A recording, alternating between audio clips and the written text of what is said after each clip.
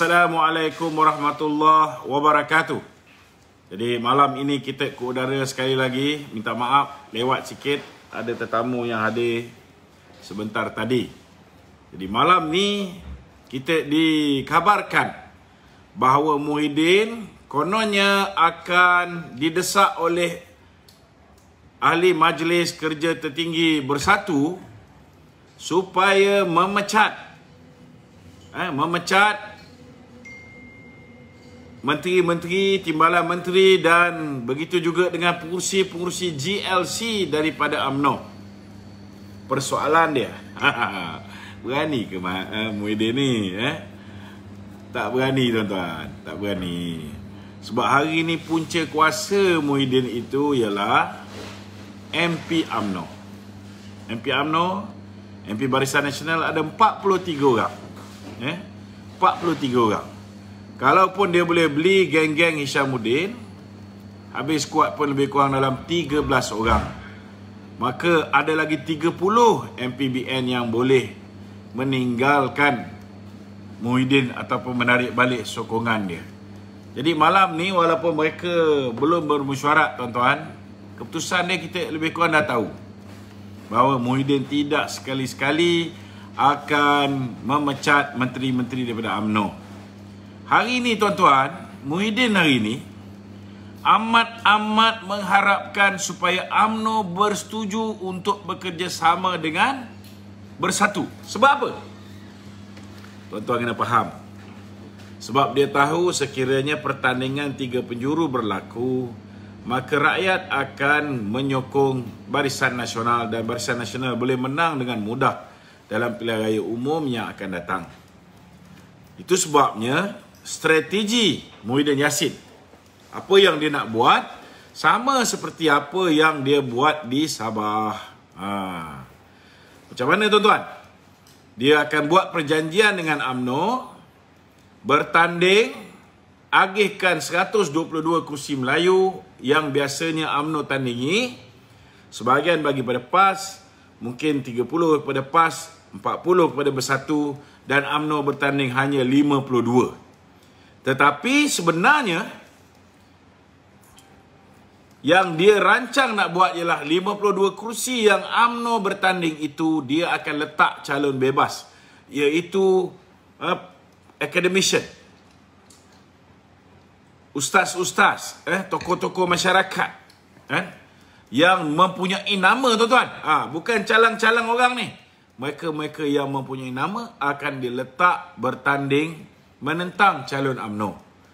Jadi dia mengharapkan dengan 40 kursi yang dia bertanding, dia boleh menang. Kemudian kursi yang UMNO bertanding nanti, dia akan letak calon bebas. Dia dapat 10 je pun tuan-tuan. UMNO mungkin menang 42 saja. Dia sudah menang 50 kursi. Jadi dia mengharapkan akhirnya dia akan diangkat balik menjadi Perdana Menteri. Itu sebabnya kalau betul lah MP ataupun MT Bersatu ni nak mendesak supaya Muhyiddin memecat menteri-menteri daripada UMNO, kami nak doakan semoga desakan ini akan menjadi kenyataan. Amin. Sebab apa? Sebab kalau dah kita suruh menteri-menteri, timbalan menteri dan juga pengurusi GLC tarik diri daripada kerajaan Muhyiddin ni, mereka tak nak tarik. Maka bukankah lebih baik mereka ni dipecat saja oleh kerajaan Muhyiddin? Senang. Daripada sekarang kita boleh susun perjalanan kita menjelang pilihan raya. Kita pastikan Barisan Nasional bertanding 222 kursi bersama dengan rakan-rakan komponen Barisan Nasional dan GPS di Sarawak. Senang. Maka Muhyiddin tak boleh main dengan kita tuan-tuan. Sebab kita bertanding di semua kursi. Tidak ada sebarang perjanjian dengan Muhyiddin dan dengan rakan-rakan yang sewaktu dengannya. Silap-silap tuan-tuan, kita boleh bertanding lebih daripada 122 kursi. Sebab apa? Sebab kursi-kursi yang gerakan dulu bertanding, sekarang ni gerakan dah tak ada. Maka kursi ni boleh di-negotiate bersama dengan MIC, MCA, rakan-rakan big and friendly yang lain yang sebelum ni tidak ada dalam radar ataupun tidak ada dalam senarai penerima kursi, agihan kursi, maka kita boleh pertimbangkan parti-parti komponen big and friendly ini untuk bertanding menggantikan gerakan dan sebagainya. Jadi tuan-tuan, janganlah terlalu risau nak kena pecat jadi menteri ni. Percayalah, nombor 1, Midin tak ada telur nak buat kerja ni. Nombor 2, kalau dia pecat UMNO, dia menanam diri dia sendiri. Walaupun kita tahu hari ni dia dah tak peduli pasal parti dia. Muhyiddin hari ni tak peduli pasal parti dia. Malah orang-orang kanan dia, beberapa orang menteri, hari ni nak jumpa, nak dapat appointment pun susah. Yang mempengaruhi dia makcik gemuk seorang. Dia ikut cakap makcik gemuk je. Itu sebabnya saudara, kita jangan bimbang. Makcik gemuk ni korang tak tahulah kan. Tapi Muhyiddin tahulah siapa yang saya masukkan. Makcik gemuk ni je lah yang menyusun. Dia sekarang tak peduli dah. Dan tuan-tuan tahu, bukan setakat dia tak peduli. Dia kalau boleh tak nak pilihan raya pun. Dia nak supaya dia boleh hidup sampai hujung 5 tahun ni. Sekarang ni kita dah bulan 5 ni, genap 3 tahun. Dia nak lagi 2 tahun. Kerana dia tahu kalau berlaku pilihan raya, dia tidak boleh, tuan-tuan, tidak boleh memenangi pilihan raya. Itu sebabnya hari ini, terkini, tuan-tuan, dia meminta kepada raja-raja supaya dapat dipertahankan darurat ini, dan ada lagi cita-cita tuan-tuan supaya darurat ini dapat diteruskan. Itu sebab tuan-tuan bolehlah menjangkakan bahawa dia akan buka sikit ruang ekonomi tu, kemudian dia akan tutup balik, buka sikit, tutup balik, dan kita boleh tengok lepas ni graf angka mereka yang dijangkiti COVID, sekejap naik, kejap turun. Kejap naik, kejap turun. Inilah tuan-tuan, inilah tuan-tuan, apa yang bakal berlaku tidak lama lagi. Dengan harapan supaya dia boleh kekal menjadi Perdana Menteri. Hari ni dia punya geng parti pun dah menyampah dengan dia, tuan-tuan.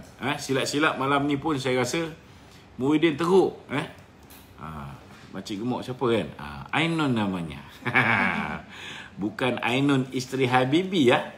Kena faham Jadi saya nak beritahu bersiap sedialah.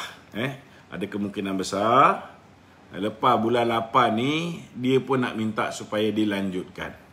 Jadi itu sebab rakyat Malaysia kena ramai-ramai setiap hari Khamis malam Jumaat. Macam malam ni kan. Bukan malam untuk bersama dengan isteri saja kan. Kita buatlah bacaan Yasin ke, buat solat hajat ke, kita berdoa semoga Allah Ta'ala gerakkan hati raja-raja Melayu untuk menyelamatkan kita, tuan-tuan. InsyaAllah kalau hari-hari kita berdoa, InsyaAllah tuan-tuan, doa ini akan dimakbulkan oleh Allah SWT.